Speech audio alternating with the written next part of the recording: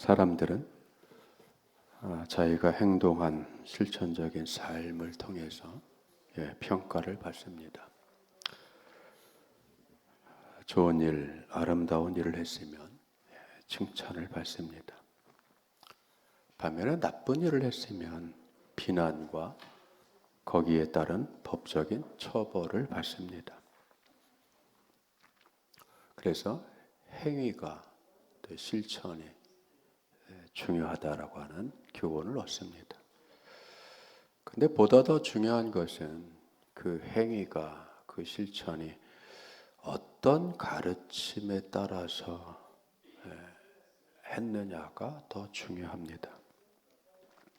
오늘 말씀을 통해서 이 사실을 재확인해 보겠습니다. 첫 번째 우리가 생각할 게 뭐냐면 우리가 요청하는 말들보다 더 중요한 것은 그 말들을 결정하는 결정권이 누구에게 있느냐라고 하는 것을 우리가 확인해 봐야 됩니다. 그래서 첫 번째 주인의 절대적인 권한에 순복해야 된다라고 하는 것입니다. 예수님은 산상수훈의 말씀을 다 하시고 마무리를 하는 이 대목에서 이 말씀을 하셨습니다. 주여 주여 하는 자마다 다 천국에 들어갈 것이 아니다. 이 주여 주여라고 하는 것은 그 당시에 늘 일상적으로 많은 사람들이 했던 용어들입니다. 아무나 특별한 사람이 이렇게 정해진 것이 아니라 고대 근동 지역에서는 사람들이 가난하고 궁핍하게 사는 것이 몸에 배어 있었습니다. 오늘과 같이 이렇게 풍성했던 때는 역사상 없어요. 우리나라를 봐도 5천년, 반만년 역사에 먹기 싫어서 밥 남기고 짬처리하고 하는 때가 어디 있었어요? 없어서 굶는 게 아니라 먹기 싫어서 또는 다이어트하기 위해서 음식을 줄이고 이런 때가 우리 민족 역사에 언제 있었냐고요. 이전에는 여러분 궁핍이 몸에 뱄어요. 지금이면 뭐죠? 춘궁기죠 뭐. 지금부터 본격적인 춘궁기잖아요. 불과 몇십 년 전만 해도 뭐 했습니까? 저희 어머님은 지금쯤이면 아카시아 순 따서 데쳐서 먹었다는 얘기를 하셨어요. 지금이면 아카시아 순 따서 먹는 때예요. 나달이 어디 있어요? 곡식이 어디 있습니까? 궁핍이 몸에 밴 거예요. 촉은 모피로 연명하는 때란 말이에요, 여러분. 그래도 한반도에 사는 우리 조상네들은 먹는 거에 굉장한 생각을 많이 했잖아요.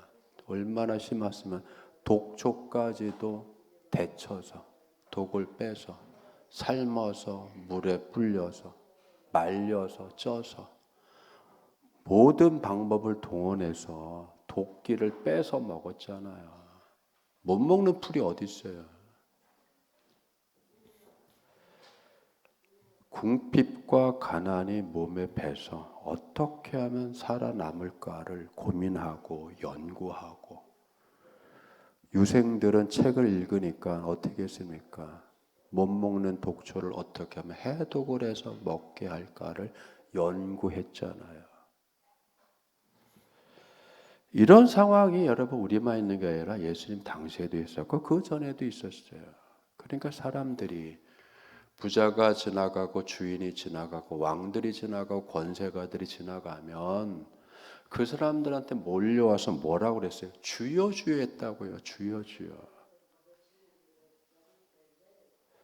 적선해 주세요.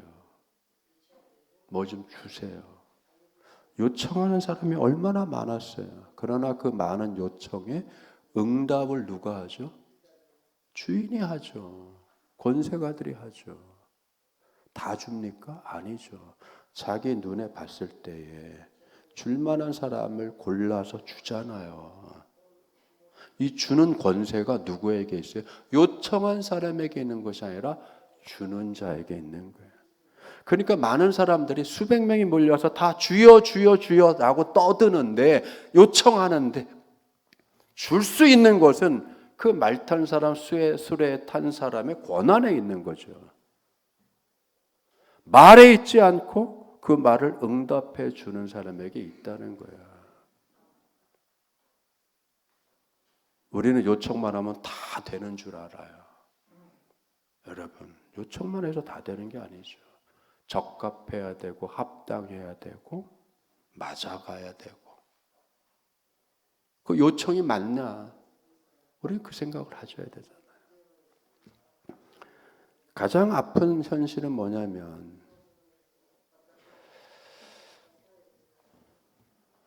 노조에서 파업을 합니다. 그런데 그 결과가 어떻게 되죠? 자동화 시스템이 더 빨라져요. 그 사람들이 모르고 했을까요? 아니죠. 그러면 그런 노동운동은 뭘 위한 거예요? 노조의 대표들은 뭘 위해서 한 겁니까? 자동화 시스템이 더 빨라지잖아요. 그런 걸 보면서 참 저는 생각이 많아져요. 이 노동운동이 뭘 한 거야? 노조 지도부는 무슨 생각으로 한 거야? 자동화 시스템을 빨리 앞당기려고 한 거야? 그럼 누구 편이야 그러면? 이런 생각을 안 할 수가 없다고요, 저는. 누구 편인 거예요, 그러면? 그걸 어떤 가르침대로 한 겁니까?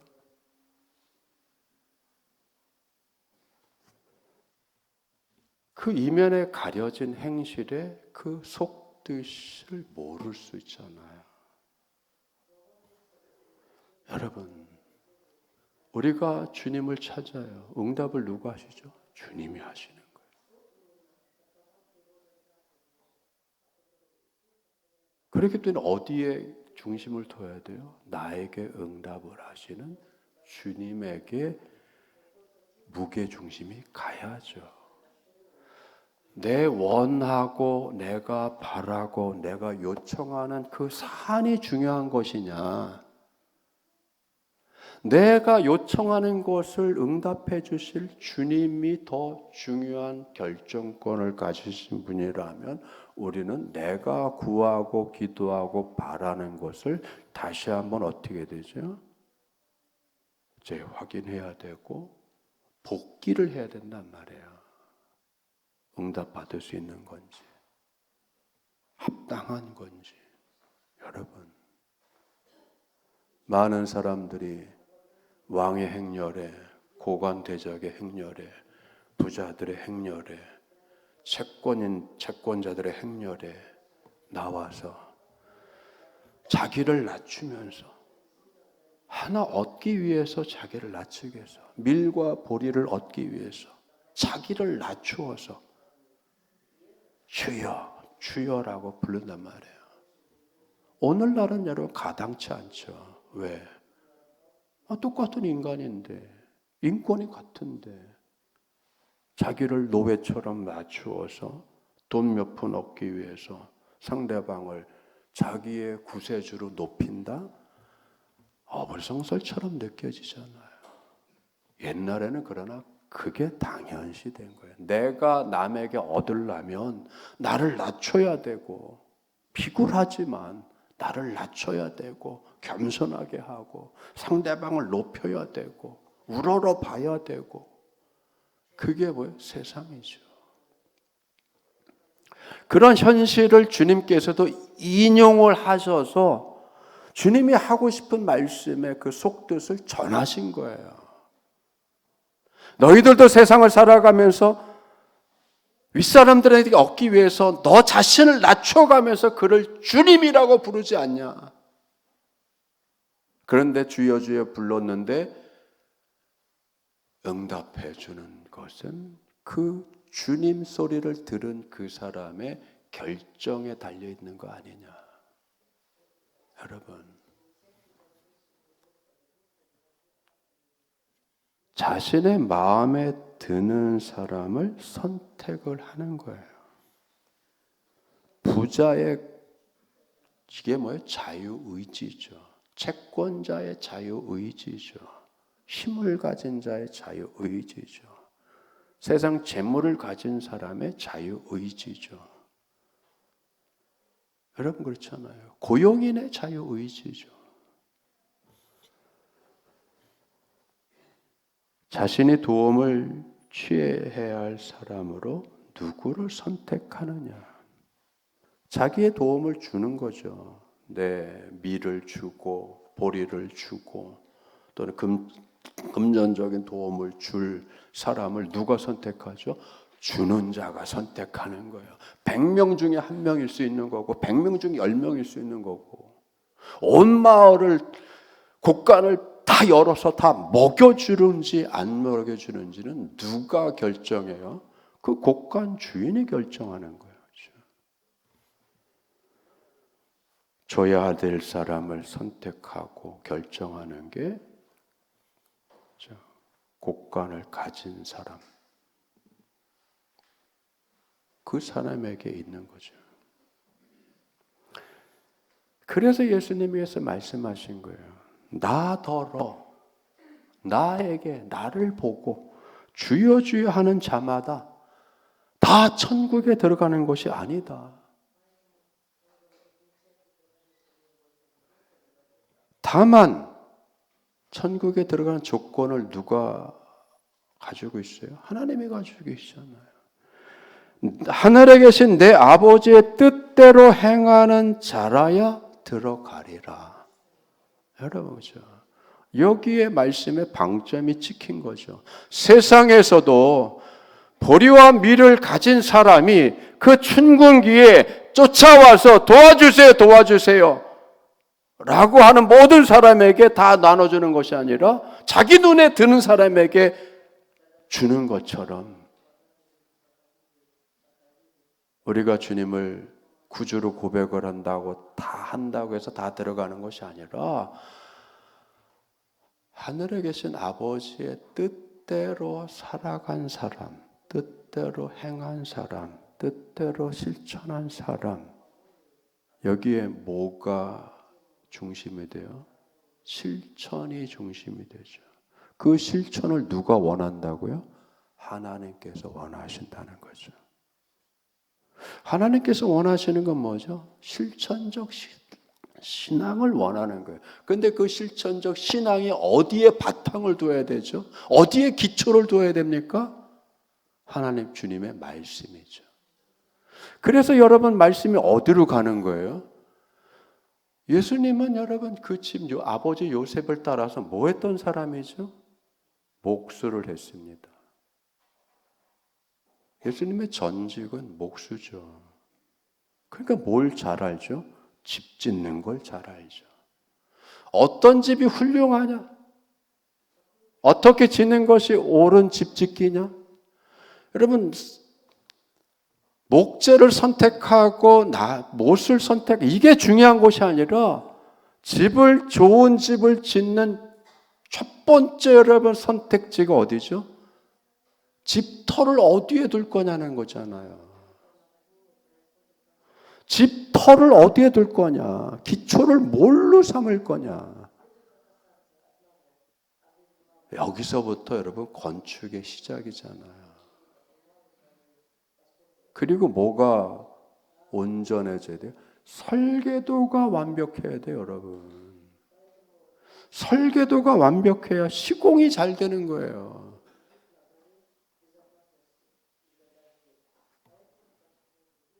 설계도를 해석할 수 있는 능력의 시공자가 나타나야 됩니다. 시드니 가면 최고로 유명한 오페라 하우스가 있죠. 조개 껍데기로 만든 오페라 하우스. 그 설계도를 덴마크 설계사가 설계를 했는데 시공사들이 너무 어려워서 그걸 시공할 수 없다고 설계도 변경을 시켰어요. 어마어마하게 설계도가 변경됐습니다. 여러분 그런 거예요. 시공 능력은 설계도를 해석할 수 있고 설계도대로 시공할 수 있는 능력이 나와야 되는 거예요. 근데 설계도는 완벽한데 시공능력이 없는 시골 촌구석에 시공사를 선택하면 무슨 일이 벌어지죠? 망치는 거죠, 여러분. 설계도 망치고 집도 망치고 돈은 나갔는데 완성은 안 되고. 여러분, 그죠? 얼마큼 해냈냐가 또 중요하잖아요. 설계대로 시공해냈느냐가 중요한 거예요. 그건 실력이에요, 여러분.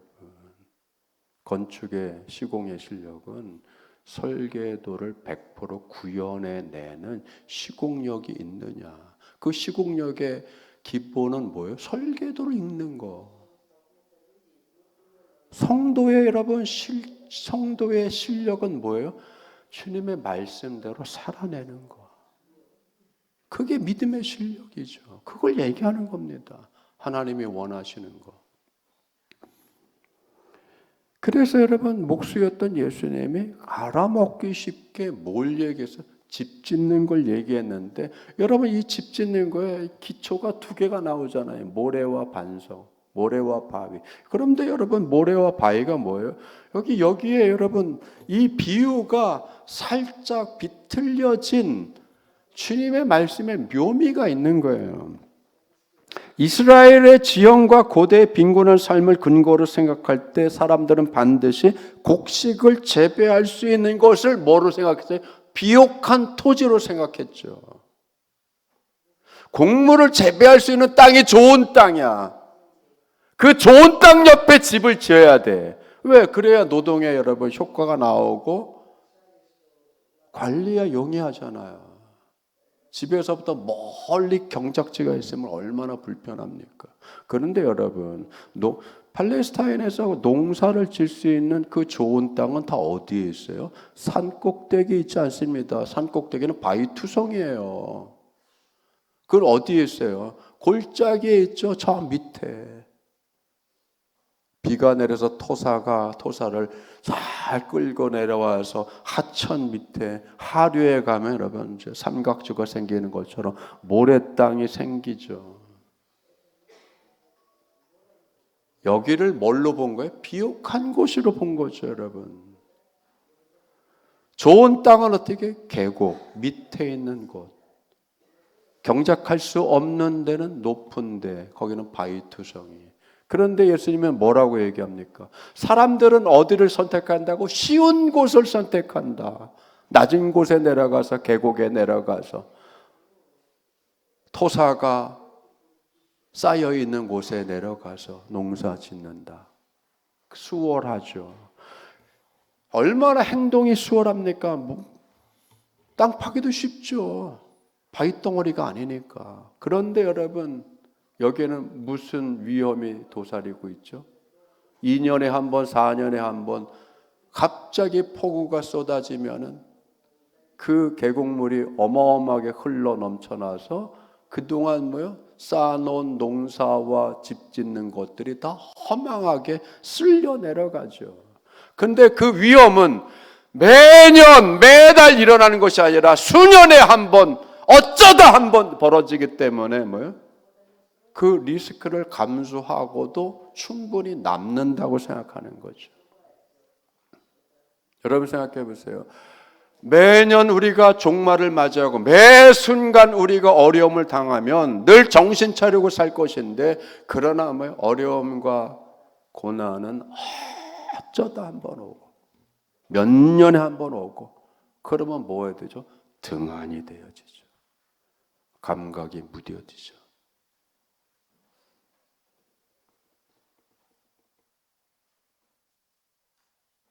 얼마 전 사우디아라비아인지 어딘지 물난리가 났습니다. 비 조금 내렸다고. 20년 만에 한 번 내렸던 강수량이래나? 여러분 그런 거죠. 20년 만에 한 번, 수십 년 만에 한 번.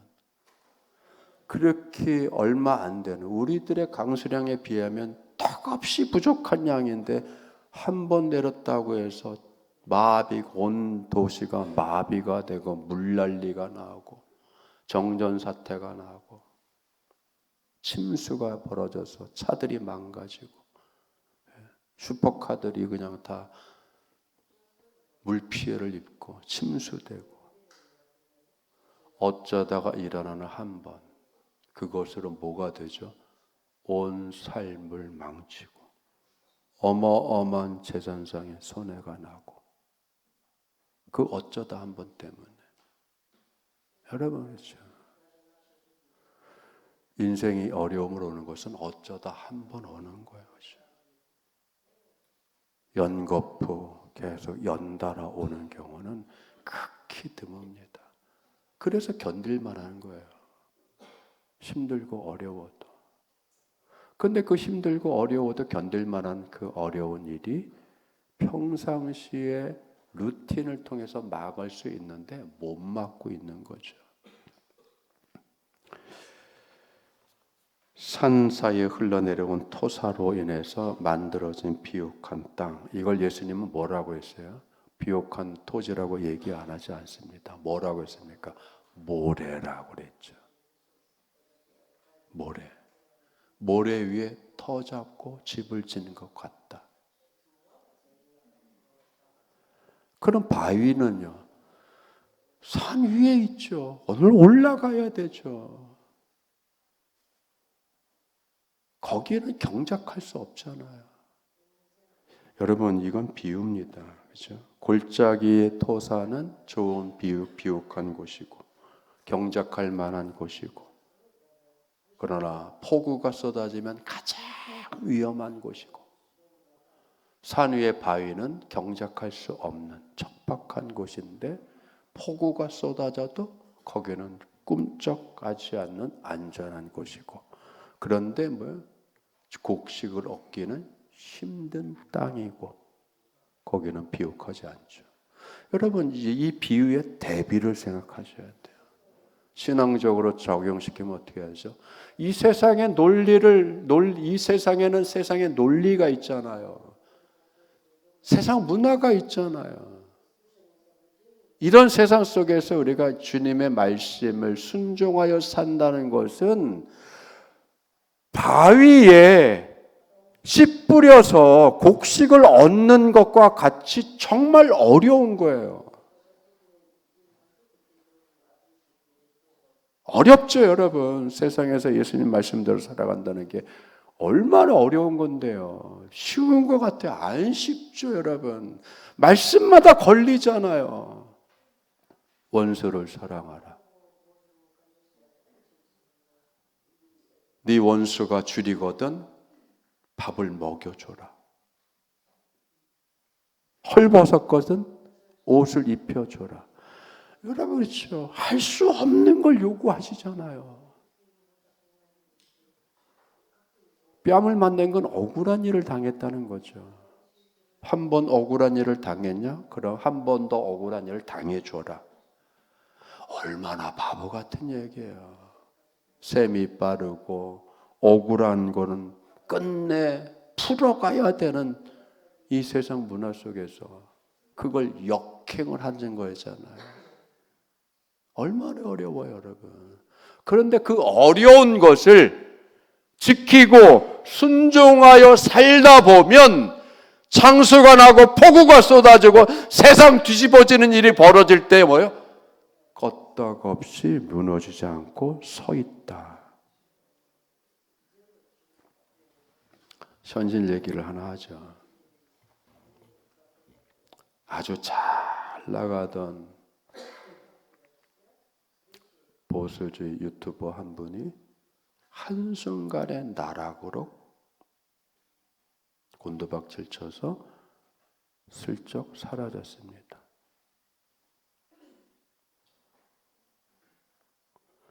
향정신성 의약품을 손댔다라고 하는 걸 통해서 여러분 그런 거예요. 세상은.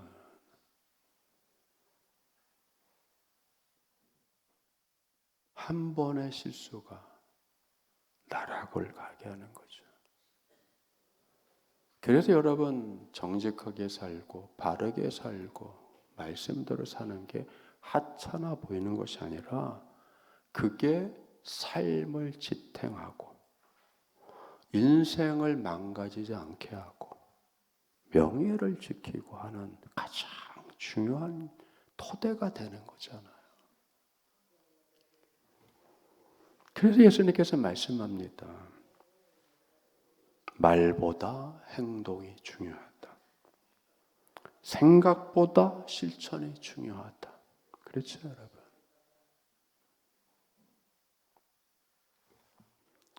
집을 짓는 비유를 통해서 뭐요? 기초가 중요한데, 그러면 우리의 신앙생활의 기초는 뭐죠? 말씀에 순종하는 자세가 기초가 되는 거예요. 우리 삶의 토대는 여러분, 그렇기 때문에 말씀에 순종하는 삶을 지속할수록 뭐가 더 든든해지는 거죠? 기초가 계속 든든해져 가는 겁니다. 여러분, 한의학적인 얘기를 하나 할게요. 우리 몸의 장기 중에서 철골 골조를 이루는 장기가 뭔지 아세요? 우리 다 알고 있을 텐데. 여러분, 폐가 철골이에요. 철골. 우리 몸을 지탱하는 철골.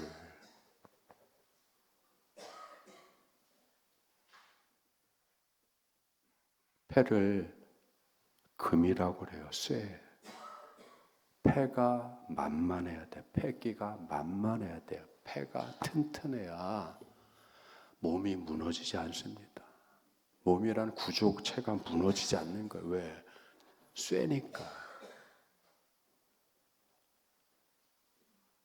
기초잖아요, 기초. 여러분, 장기가 기초잖아요.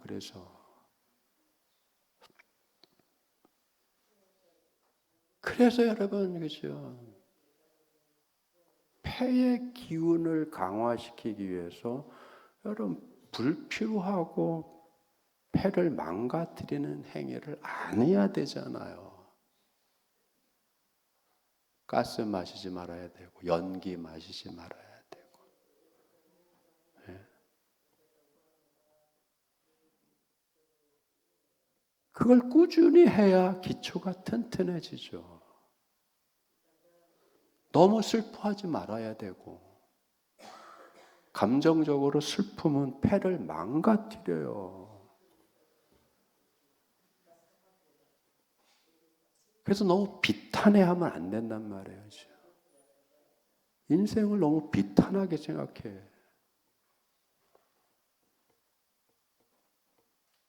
너무 슬퍼하시면 안 돼요. 그렇죠? 슬퍼해야 되겠죠. 슬픔이 병이 되면 안 된다는 거죠. 이게 무너지니까 여러분 그렇죠.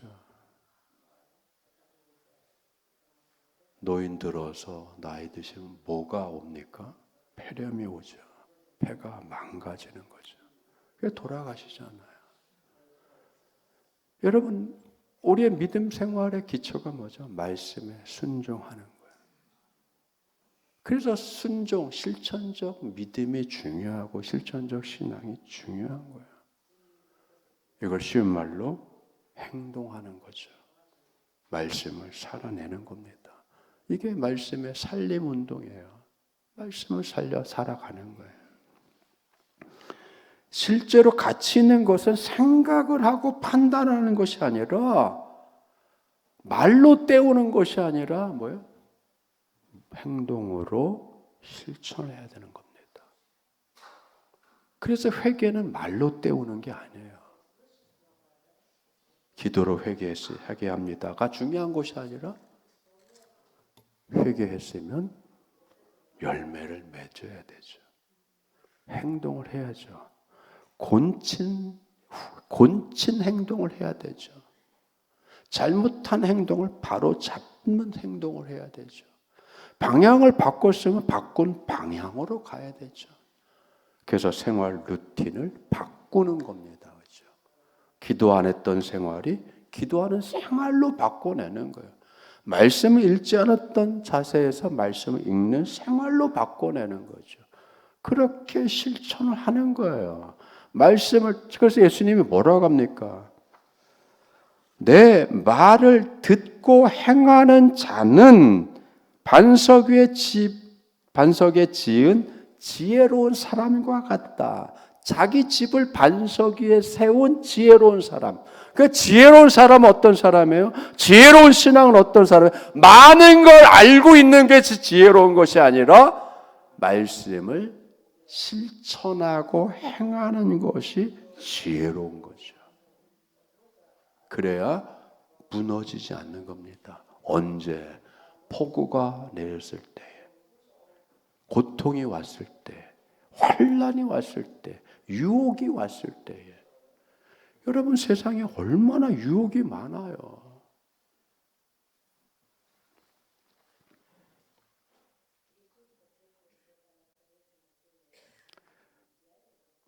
모래땅, 낮고 평평하고 곡식 재배하기 좋고, 그리고 비가 안 올 때는 참 단단해 보이고, 모래땅 건기 때는 무지하게 단단합니다.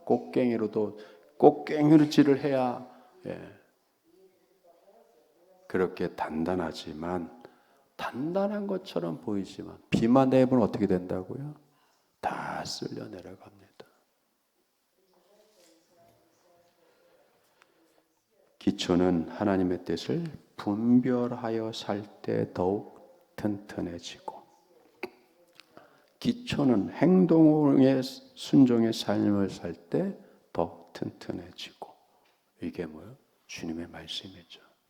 새로운 한 주간 우리가 말씀을 따라 살아가는 순종의 삶을 우리가 가져야 될 줄 믿습니다. 이게 한 사람의 삶뿐만 아니라 가정적으로도, 우리 교회 차원에서도 말씀에 순종하는 실천이 따르는 일꾼된 성도들로 채워지는 우리 안성 영문이 되어야 될 줄 믿습니다. 새로운 한 주간 말씀을 따라 살아가는 가운데 은혜가 충만하고, 어려운 일이 있어도 넉넉하게 견뎌낼 수 있는 그 능력과 그 역량이 여러분들에게서 드러나고 또 갖추어지는 복된 믿음의 삶이 되기를 축원합니다. 기도하겠습니다. 아버지 하나님 감사드립니다. 우리가 오늘 말씀